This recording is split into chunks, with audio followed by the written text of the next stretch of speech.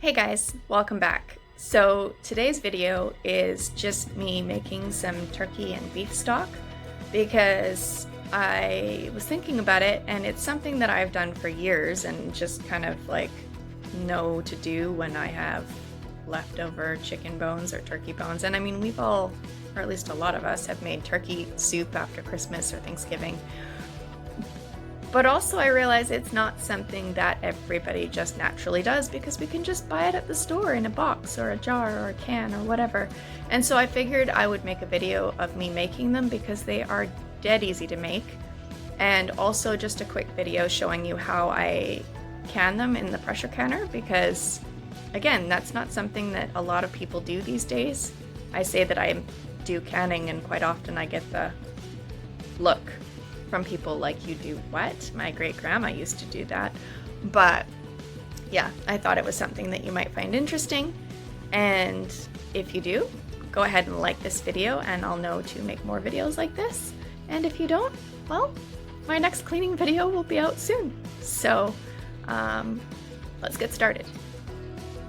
Alright guys, so the first thing that I do when I'm making a stock is I usually have leftover veggies in the freezer, but I didn't this time. I did have some carrots that had frozen in my crisper, so they're obviously they're no good for just making carrot sticks or whatever. So I just chopped those up along with some leftover celery from Christmas dinner, because we don't really eat a lot of celery, so this is a great way to use that up. I also throw in the peels from the onions. They've got a lot of flavor.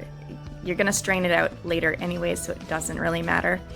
And often I have like carrot peelings and onion peels and stuff like that in my freezer specifically for stock.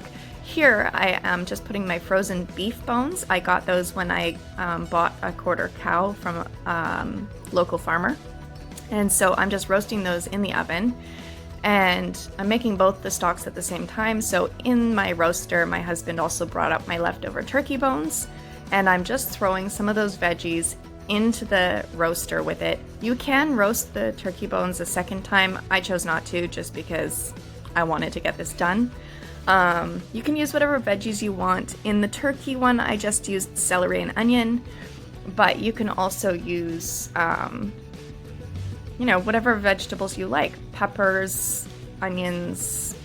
I wouldn't use something like cabbage just because it has a really strong flavor and I don't particularly care for it, but whatever you like. You can also throw in some herbs if you want. I did put in some garlic, salt, and pepper with this one.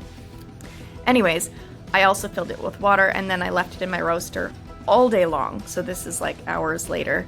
And now I'm just pulling out the bones and the vegetables. Those are gonna go in organics. And I have a strainer in that bowl and I'm just straining the stock into the bowl. I'm going to put that into the fridge overnight so that the fat separates from the stock and then it kind of solidifies on top.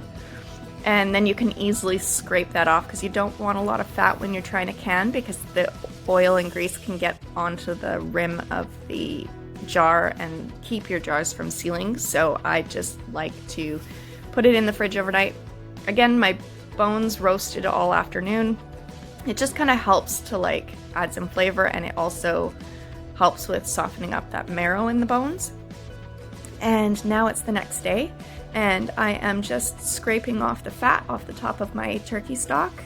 The turkey stock kind of, when you refrigerate it, it kind of goes a little bit like jello, which is good because you want that gelatin. In my Instant Pot pots, I'm just putting in the beef bones and the veggies from the night before, and I'm gonna pressure cook those ones instead of roasting them for hours. I threw a little bit of vinegar in because again, it helps break down that marrow, and there's a lot of nutrients in there. And then I put them into my Instant Pots at high pressure for 2.5 hours. And that's pretty much the same idea as cooking it all day. So now I'm just ladling my turkey stock into jars. You can't really tell from this video, but it is kind of gelatinous, which is great. And then once that's done, I'm gonna take some vinegar and just clean off the rims of the jars. It helps to cut through the oil to make sure there's no grease that's gonna stop your jars from sealing. And in that bowl, I've got my sealing lids. and I poured boiling water over top of them. You're not supposed to boil them anymore. They used to say to boil them, but now they say just to put hot water over them. So that's what I do, and I'm just tightening the rings up to just what they call fingertip tight, which means don't tighten the heck out of it because it won't let the air escape. So now we've switched back to the beef stock. I am pulling out the bones and veggies and then just ladling it through a strainer. You can also strain this through cheesecloth, but I didn't. I did throw in some peppercorns, some salt, some Italian seasoning, you know, just whatever you would want in what you're going to use your beef stock in, basically. And again, I'm going to refrigerate this overnight so that the fat separates and you get that. It's just easier to pull off solidified fat than it is to try and scoop it off when it's liquid. You can technically take the fat from the top of beef broth and render it, well, purify it essentially and turn it into beef tallow. I have never taken it that far, but I've heard that it's a good way to use the beef fat. You can go ahead and Google that. I don't have any experience.